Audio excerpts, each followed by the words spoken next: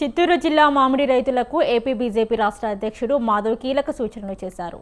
మామిడి రైతులు కేవలం తోతపూరి రకంపైనే ఆధారపడకుండా లాభసాటిగా ఉండే ప్రత్యామ్నాయ ఉద్యాన పంట వైపు దృష్టి సారించాలని అన్నారు. చిత్తూరులోని ఒక ప్రైవేటు కళాశాలలో నిర్వహించిన మామిడి రైతుల సస్యరక్షణ శిక్షణ అవగాహన సదస్సుకు ఆయన ముఖ్య అతిథిగా హాజరయ్యారు.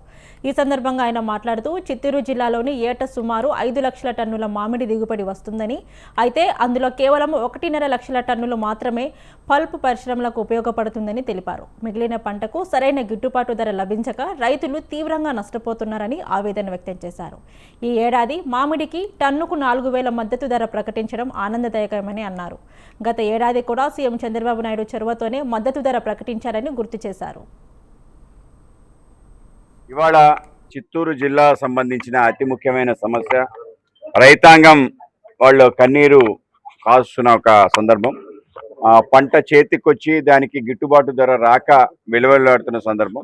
ఆ విధంగా గతంలో కూడా తోటాపూరి సంబంధించిన రైతులు ఏదైతే వాళ్ళ యొక్క దిగుబడి ఉందో ఆ దిగుబడికి సరైన ధర రాక చాలా కష్టాలు పడ్డారు. అలాగే ఈ సంవత్సరం కూడా ఆ విధంగానే అవ్వటం ఏదైతే ఉందో నిజంగా దురదృష్టకరం.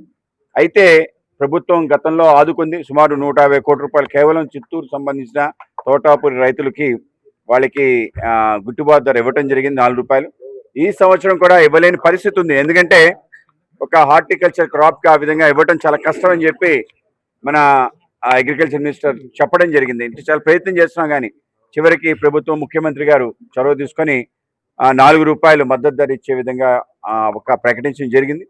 అయినా కూడా ఏదైతే ఇండస్ట్రీలో దానికి అంటే ఏ మామిడికి లేని విధంగా అతి తక్కువ ధర రావటం ఏదైతుందో నిజంగా దురదృష్టకరం.